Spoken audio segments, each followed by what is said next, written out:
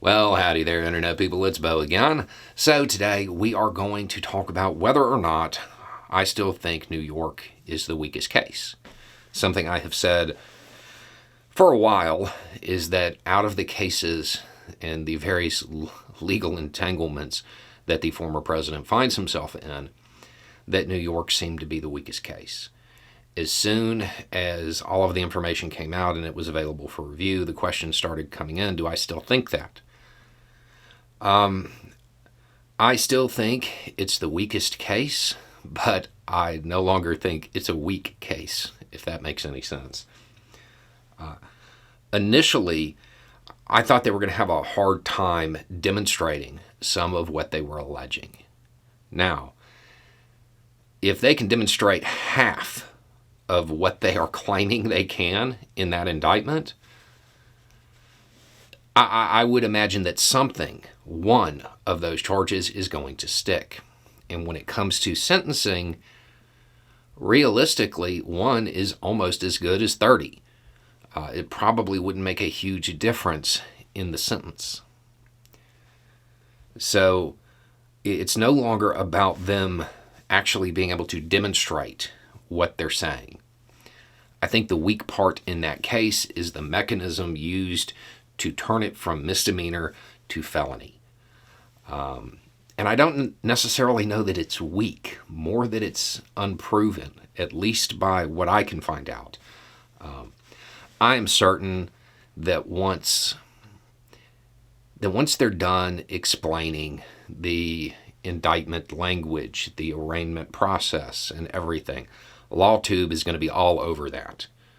And they will go through it because as near as I can tell, the mechanism they're using to do this, it kind of relies on allegations that aren't really proven, or it relies on crimes that are more the Fed's business. It doesn't seem like it's been done before. So it's unproven. Now, again, the LawTube people, I'm certain, they're going to be all over this. And I will yield to whatever their determination is. They know a whole lot more about this than I do. So I still don't think it is the strongest case. I think out of the four main ones that we're looking at, it's probably the weakest. But at this point, it seems more weak based on procedure stuff than them actually being able to demonstrate it. Now, one of the other questions that has come in is, why is it going to take so long to get to the next part of this? The wheels of justice turn slowly and all of that stuff. Say it with me, our justice system is broken. Now, at the same time, I wouldn't worry about it too much. I think there are going to be more developments in other cases between now and then. I see that as incredibly likely. When it comes to the documents case, the more the information comes out about that, the more little tidbits I hear, the more I become convinced that that is probably the strongest case, to the point where right now I don't think they're determining whether or not they have a case or whether or not to indict. I think they're trying to determine what to indict him for, and how hard they really want to hit him with charges. The shift in some of the questioning that we have heard about, I can tell you this.